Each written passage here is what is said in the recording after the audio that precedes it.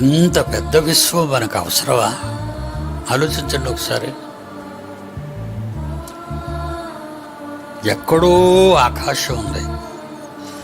ఇప్పటికీ శాస్త్ర ప్రపంచానికి ఆకాశం ఎంత దూరంలో ఉందో తెలీదు.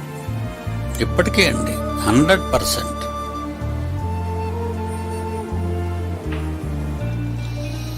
ఆ ఆకాశం కింద కోటాను కోట్ల నక్షత్ర మండలాలు, నక్షత్ర రాశులు ఉన్నాయి. అవన్నీ దేవుని చేత లెక్క పెట్టబడినవి. ఆ లెక్క మనుషులకు తెలియదు.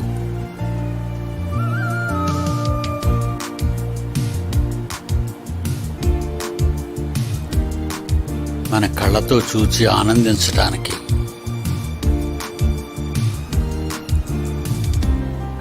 నక్షత్ర మండలాలుగా ఉండటం, కొన్ని కోట్ల నక్షత్రాలు ఒక మండలం. అలా ఒక్కొక్క మండలానికి ఒక పేరు, ఒక్కొక్క నక్షత్రానికి ఒక్కొక్క పేరు. ఇవన్నీ పెట్టాడు దేవుడు. ఈ భూమి, ఈ అంతరిక్షంలో నక్షత్రం దగ్గర చీమతలకాయ లాంటిది.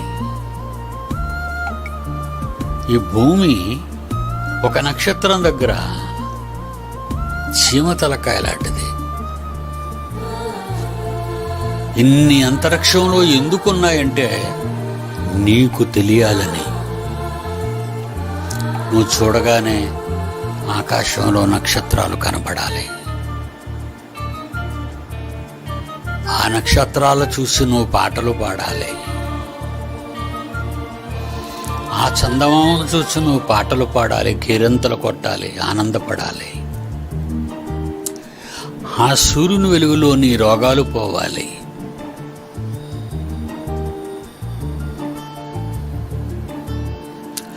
ఆ కాలాలు రావటంలో పంటలు పండాలి, నీ ఆకలి తీరాలి. కనుక సృష్టికి మనిషికి ఉన్న బంధం అది. అందుకే చేశాడు ఈ సృష్టి, పని లేక కాదు.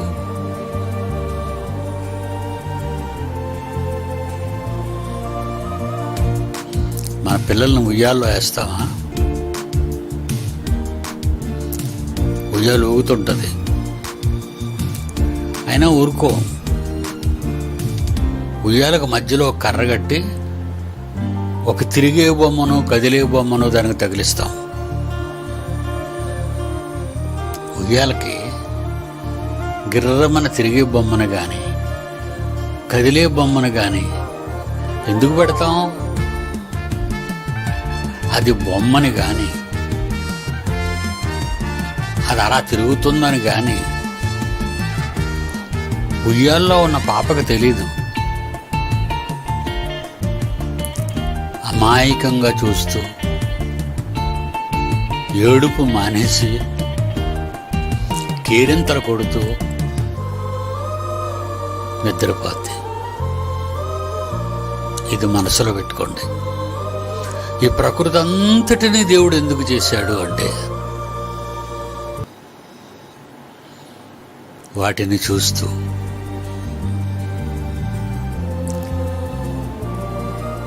అవి పండుతున్న పంటలను తింటూ,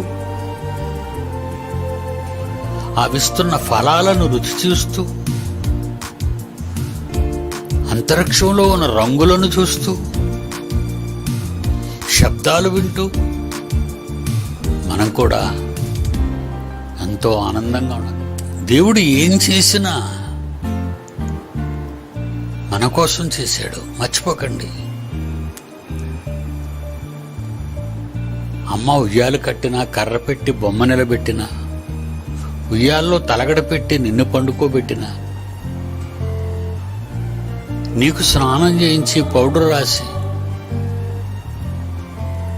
ఉయ్యాలను ఊపుతూనే పాట పాడుతున్నా నీకోసమే. అది తల్లి ప్రేమ, అలాంటిదే తండ్రి ప్రేమ. ఈ భూమిని అమ్మ తిప్పదు ఉయ్యాలంత వేగంగా. ఈ భూమిని ఎంత వేగంతో తిప్పుతున్నాడో తెలుసా? సూర్యుని చుట్టూ గంటకి భూమిని తిప్పటం సూర్యుని చుట్టూ 1 గంటకి 1,11,600 కిలోమీటర్ల వేగంతో పరిగెడుతుంది. భూమి మనం ఉన్న భూమి, భూకంపం లేదు, బిల్డింగులు పట్టడం లేదు. ఈ వేగానికి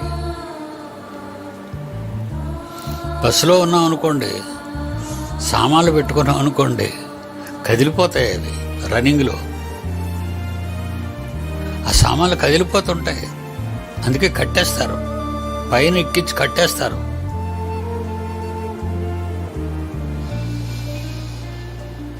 కానీ ఈ భూమి మీద ఉన్న సముద్రాలు కానీ, ఈ భూమి మీద ఉన్న కొండలు కానీ, మహాపర్వతాలు కానీ, నదులు కానీ, సెలయేళ్లు కానీ, చెట్లు కానీ, చేమలు కానీ, మనం కానీ, మన ఇళ్ళు కానీ కదలవు.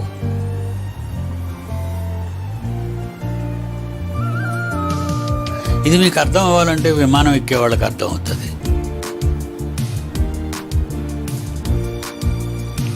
విమానం ఎక్కే వాళ్ళకి అర్థం అవుతుంది. విమానం టేకాఫ్ అయిపోద్ది, పైకి వెళ్ళిపోద్ది.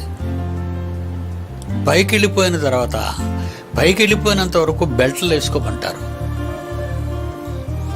అప్పుడు వాళ్ళే చెప్తారు బెల్ట్లు ఇప్పేసుకోండి అని. ఇప్పేసుకుంటాం.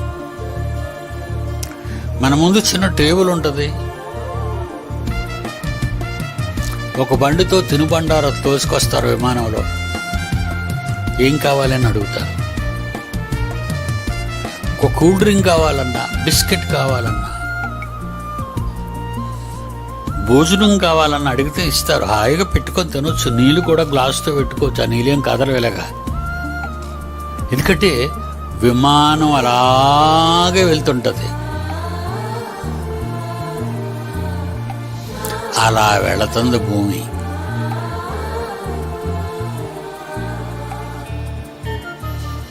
టర్నింగుల్లో ఇలా గిర్రం తిరిగేటాలు అలాంటి ఉండవు. నిజంగా దేవుని ఆ మహాజ్ఞానం బట్టి వీటన్నిటిని తయారు చేసుకున్నారు. వీళ్ళు తయారు చేసుకున్నారంటే వాళ్ళ సొంత జ్ఞానం కాదు, ఇవన్నీ చూసే. కనుక దేవుడు మెదడులో ఎన్నో పెట్టి నిన్ను చిన్ననాటి నుండి బుద్ధిమంతుడుగా మలచాలని, బుద్ధిమంతురాలుగా నిలపాలని